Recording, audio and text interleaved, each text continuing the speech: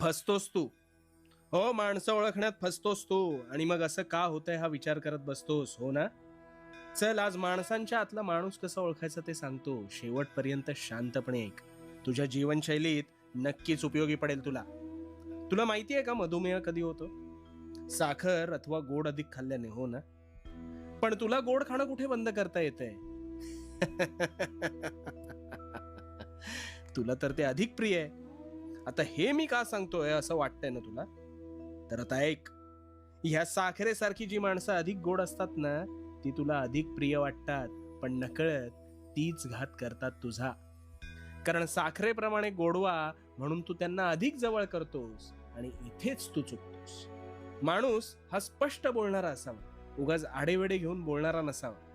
अतिभव्य जहाजाला सुद्धा एक छिद्र बुडवू शकतं. आणि तुला फुकटचे नकारात्मक सल्ले देणारी माणसं